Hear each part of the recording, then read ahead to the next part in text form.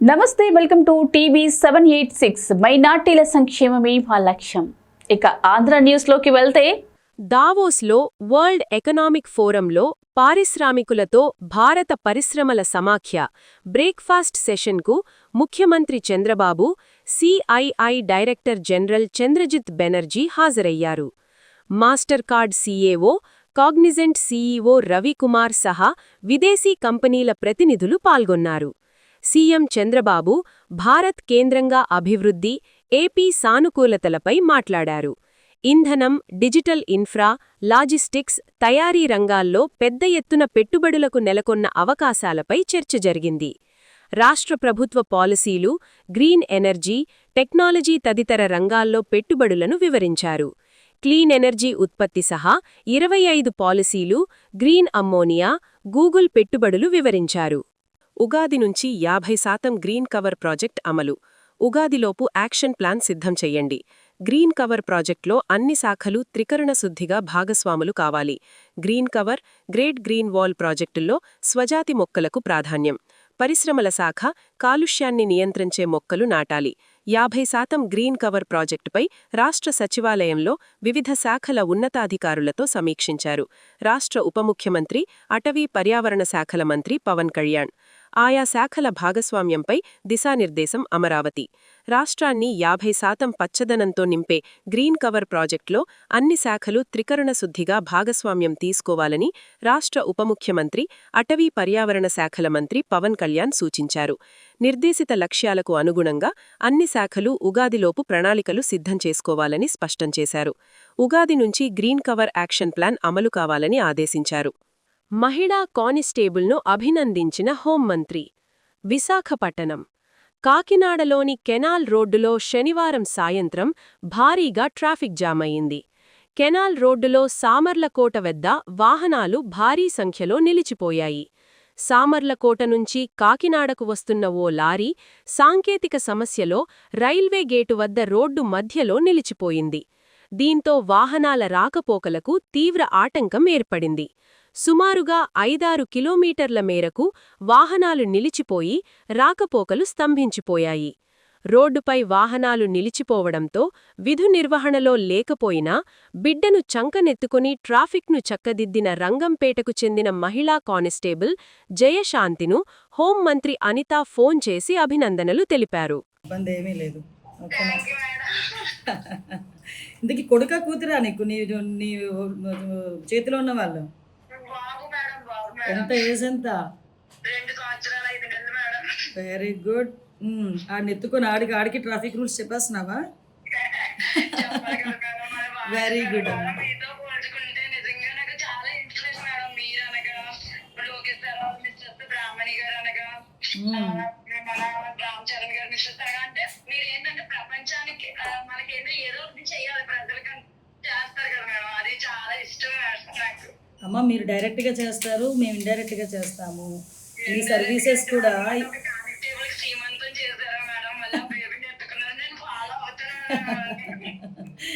అయ్యో బాగుంది. ఏం లేదు, చాలా మంచి పని చేసావు. ఆ రోజు అందరూ కూడా ఒకటేంటంటే మన పోలీస్ ప్రైడ్ పెరిగింది.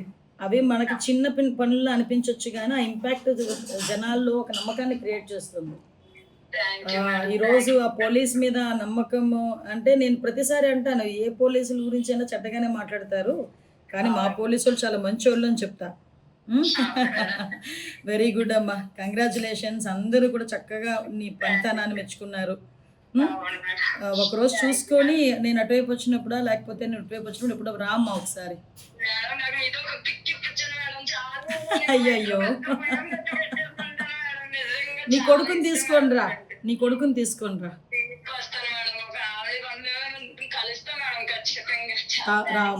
రామ్మా డెఫినెట్గా రా ఒకసారి. ఏం చేస్తుంటారు మీ ఆయన? ఏం చేస్తుంటారు? ఓ గుడ్ గుడ్. ఎక్కడ చేస్తున్నాడు? ఆయన పల్నాడులో చేస్తున్నారు మేడం. అంటే పల్నాడు డిస్ట్రిక్ట్ నాగార్జున సాగర్లో చేస్తున్నారు మేడం. ఓకే ఓకే ఓకే అమ్మా, తప్పకుండా రండి, ఇద్దరు రండి.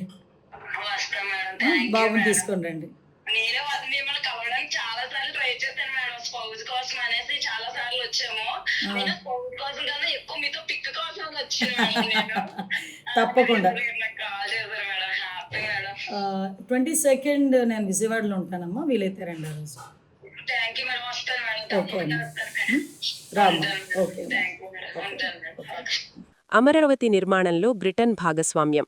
మంత్రి నారాయణతో గారెత్ విన్ ఓవెన్ భేటీ. అమరావతి నిర్మాణ పనుల్లో వేగం పెరిగింది. అంతర్జాతీయ సహకారంతో అమరావతిని ప్రపంచస్థాయి నగరంగా తీర్చిదిద్దడానికి ఏపీ ప్రభుత్వం అడుగులు వేస్తోంది. ఇందులో భాగంగా ఈరోజు Britain deputy high commissioner Gareth Wynn Owen రాష్ట్ర పురపాలక శాఖ మంత్రి నారాయణతో భేటీ అయ్యారు. 2 తెలుగు రాష్ట్రాల్లో బ్రిటన్ వ్యవహారాలు చూస్తున్న గారెత్ విన్ ఓవెన్ మంత్రి నారాయణను మర్యాదపూర్వకంగా కలిశారు. ఈ సమావేశంలో Amaravati growth and infrastructure corporation MD Srinivas కూడా పాల్గొన్నారు. అమరావతిలో ప్రస్తుతం జరుగుతున్న పనుల పురోగతిని, భవిష్యత్తు ప్రణాళికలను ఓవెన్కు మంత్రి వివరించారు. ముఖ్యంగా river front development, international sports city వంటి భారీ ప్రాజెక్టుల వివరాలను తెలుసుకున్న బ్రిటిష్ బృందం వాటి పట్ల ప్రత్యేక ఆసక్తి కనబరిచింది. అమరావతి అభివృద్ధి కోసం ఏపీ ప్రభుత్వంతో కలిసి పనిచేస్తామని బ్రిటన్ డిప్యూటీ హైకమిషనర్ హామీ ఇచ్చారు. వివాదాస్పదంగా బిజీనిపల్లి ఎస్ఐ వ్యవహార శైలి.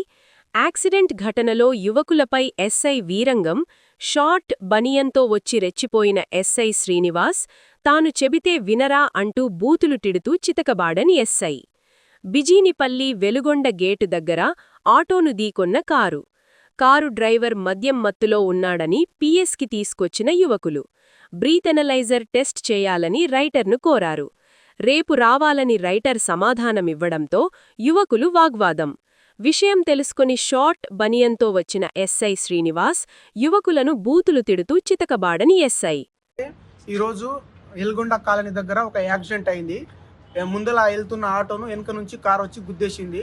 ఆటో అతనికి బాగా సీరియస్ అయినప్పుడు మేము ఇక్కడ వచ్చి నాగర్ కర్నూలు గవర్నమెంట్ హాస్పిటల్ వచ్చి అడ్మిట్ చేసినాము. మధ్యలో పోలీస్ స్టేషన్లో మమ్మల్ని పిలిపిస్తే ఆ కార్ అతను పోలీస్ స్టేషన్లో ఉన్నాడు.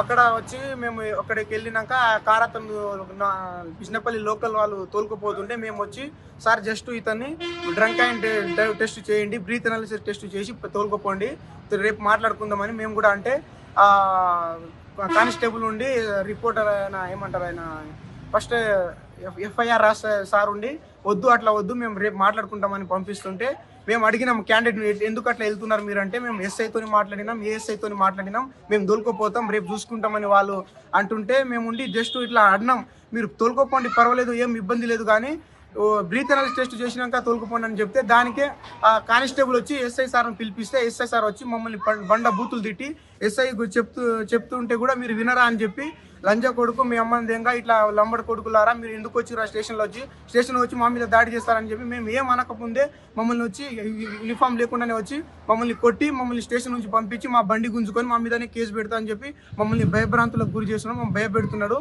ఈ విషయం గురించి మేము ఈరోజు ఇక్కడ ఎస్పీ ఆఫీస్ దగ్గరకు వచ్చినాము సార్. ఎస్ఐ సార్ కూడా వాళ్ళు పిలిపిస్తే ఎస్ఐ సార్ వచ్చింది కూడా నార్మల్గా యూనిఫామ్లో రాకుండా బనీల్ మీద అండర్వేర్ బనీల్ మీద డ్రైవర్ మీద వచ్చి మమ్మల్ని కొట్టి మమ్మల్ని ఎవరంటే మమ్మల్ని బండ బూతులు తిట్టిండు, లంచ కొడుకులారా మీ అమ్మని కానీ బండ బూతులు తిట్టుకుంటూ మమ్మల్ని కొట్టి పంపించేసిండు అక్కడ నుంచి. ఇంకోటి మా బండి గుంజుకున్నాడు, మమ్మల్ని మీద కేసు వేస్తా అని చెప్పి మమ్మల్ని భయపెడుతున్నాడు. చిత్తూరు జిల్లా ఐరాల మండలం కలికిరిపల్లి గ్రామంలో యువకులు ఉద్యోగం, ఆస్తిపాస్తులు ఉన్నా కూడా ఇంకా పెళ్లి కాకపోవడంతో పెళ్లికాని యువకుల ఫోటోలను బ్యానర్లు కట్టారు.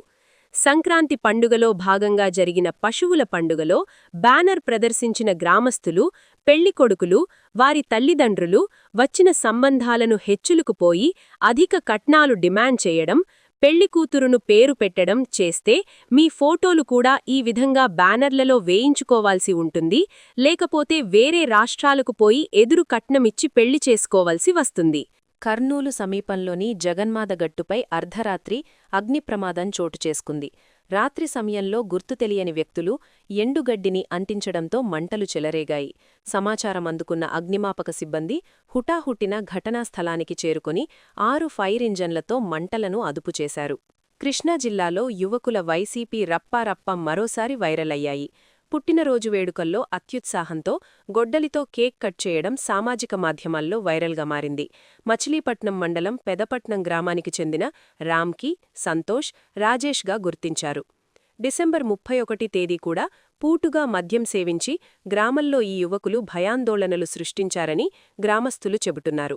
కనుమ పండుగ రోజు కూడా మద్యం సేవించి గ్రామంలో హాల్చల్ చేశారి ఆరోపణ. గొడ్డలితో కేక్ కట్ చేయడంపై పోలీసులు దృష్టిపెట్టారు. గ్రామంలో అరాచకం చేస్తున్న యువకులపై చర్యలు తీసుకోవాలని పెదపట్నం గ్రామస్తులు పోలీసులకు ఫిర్యాదు చేశారు. మద్యం మత్తులో విచక్షణ కోల్పోయి రాద్ధాంతం చేస్తున్న మందుబాబులకు మచిలీపట్నం పోలీసుల సరికొత్త ట్రీట్మెంట్.